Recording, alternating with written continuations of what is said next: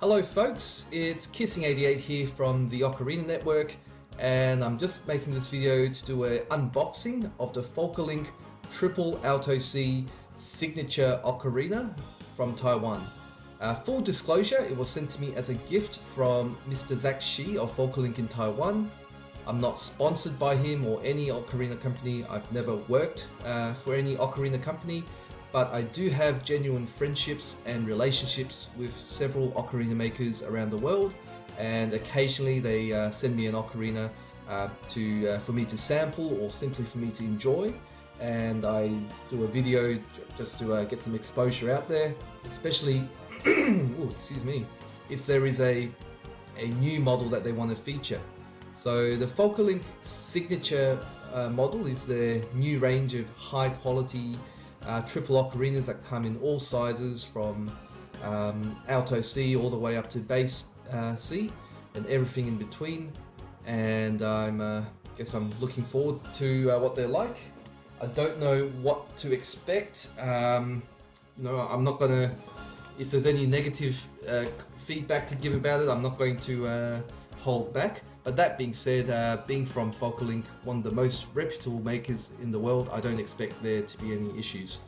So this box is completely unopened. It came to me in the post today. So let's get to opening it. Grab a knife. That's not a knife. Now that's a knife.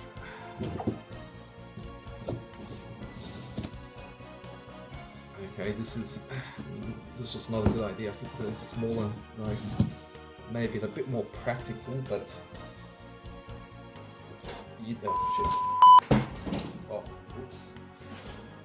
Well, hopefully the box and packaging and the Ocarina case that it comes in is sturdy enough for that not to have resulted in a catastrophic failure. The problem with doing sort of unscripted videos like this is that I'm actually a very awkward person in real life, and none of it's going to get censored. Okay, so we've got some sturdy bubble wrap packing in a very sturdy postage box. This must be a standard postage box in the Taiwan post office, because the same box with this picture of this green white bird has been consistent since I first purchased something from Focalink back in more than 10 years ago.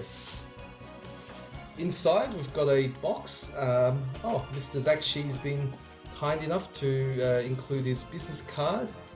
He is the director of Focalink Stein Ocarinas. Lovely, and big thanks to him for organising this. Got a nice presentation box, Stein Ocarinas, very neat, tidy and professional.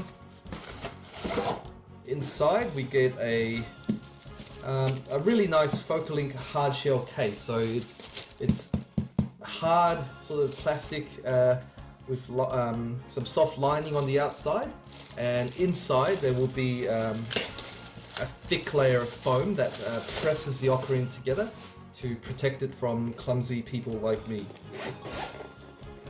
Opens with a zipper, and here is the ocarina. Yep, so I've owned many Focalink ocarinas in the past. This style of ocarina is typically called the Dolce series, informally in the ocarina community, due to the type of clay that it's made of. It's got that lacquer straw fire finish. This one's a little bit more subtle in the variations of the color tones, but you could get some which have some very bright overtones and undertones, and some are even striped and look very stunning, kind of like getting a wood grain on some exotic wood. Now, the fingering system uses the Icarus style fingering system which is also the type of fingering system used on Osawa ocarinas and several other ocarinas, especially in Japan. I think this style of fingering is getting more and more popular, and the main difference is that is basically only on the second chamber, where you have a thumb hole to play the highest note of the second chamber, whereas many other sort of triple ocarinas have a double hole on the last finger here where you slide for the back. We get a single hole here and you use the thumb hole. I'm just gonna, now I am going to make a proper sort of music video for the rest of this review so that you get a proper sort of impression of how this ocarina may sound, but I'll just do a quick scale using my my phone's microphone, which is not so good, but it'll give you an idea.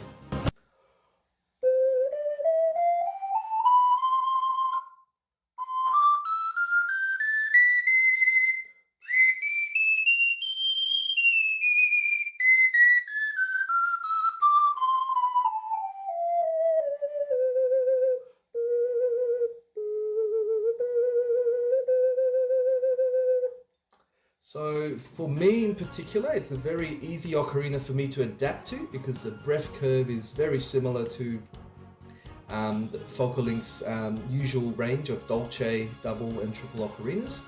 I think with the signature, my gut feeling is that they've upped the refinement a bit, more attention to detail to get the tone and balance just absolutely spot on.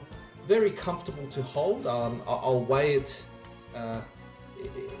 in the next frame so you can see how much it weighs, but just out of the box it feels very lightweight, very comfortable. Certainly an ocarina I can hold and play for a long time. One of my pet peeves is ocarinas that are heavy or chunkier than they need to be, so it really strains and limits how much you can play and how much you can practice. This one, there's no issues with that at all. The tone is very pleasant to listen to. It's not overly loud, but it's not a quiet ocarina. It's that sweet spot in the middle. Very clear, not very airy. So you have different types of ocarinas that sound really clear and have very little airiness in their voice. And on the other side of the extreme, you have very airy ocarinas, very chiffy ocarinas. That's the term we use, where there's a lot of air and overtones mixed in it.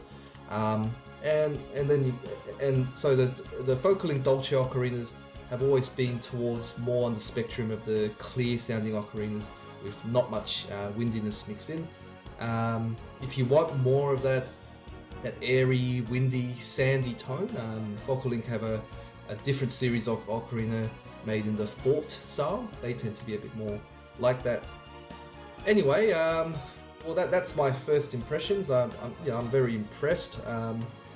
The ocarina is very comfortable. It's up to the Focalink standard as per usual, and this is their, I guess, their new signature range that they're proud to sort of release as their flagship model for the passionate novice or even professionals. For the rest of the video, I'll work on a recording, which will probably be recorded at a different time because it is a weeknight and I don't have that much time to record, but maybe on the weekend I'll do a proper recording and I'll put some stats and other impressions on screen as text.